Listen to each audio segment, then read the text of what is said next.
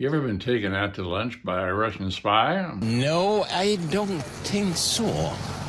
Well, I have. Oh. Badass Granddad, episode 53. My name's John Graham. I'm the badass granddad you didn't know you had, and I'm here to tell you more stories from my adventures and to offer some tips on taking risks, living a life with meaning, courage, and passion. Anyway, when I was at the United Nations, the UN then and now was a nest of spies. Everybody had them. The US had them, the then Soviet Union had them, everybody had them. And their job was pretty simple. They would try to get their opponents to give them sensitive information, or if they were really lucky, to actually recruit someone from the other side as a double agent.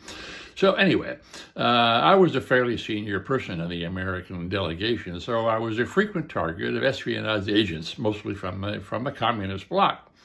And it all started the same way. I mean, they all did the same thing. They would invite me out for a very, very lavish lunch as an opening gambit.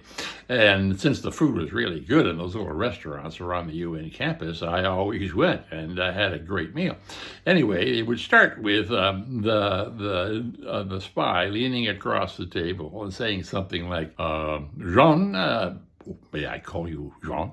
Yes, I would like to know more about Tacoma, the city where you grew up in America. Can you tell me that, please? And I would say, well, Boris, may I call you Boris?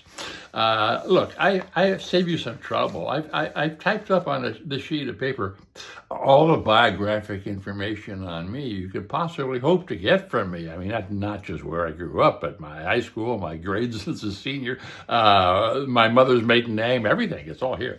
And I'm going to give this to you, and you can send it straight back to your home office. You don't even have to have your secretary type it up. So, can we now have a wonderful lunch? And the other guy, the spy, would sometimes smile, and we'd have this lovely lunch, and that would be the end of it, because he knew he wasn't going to get any further with me. Anyway, the point is this. At the UN, I was in a lot of difficult, sensitive situations, because after all, it was the height of the Cold War. So I had to be really careful. But I also learned never to lose my sense of humor. It was always important to keep my sense of humor. And I would say the same thing is true for you too. If you're in situations that are difficult, sensitive, for heaven's sake, make all the right moves, but at the same time, keep your sense of humor. Keeping your sense of humor will help you keep your sense of balance, and that could lead to some better outcomes. I guarantee it. What do you think?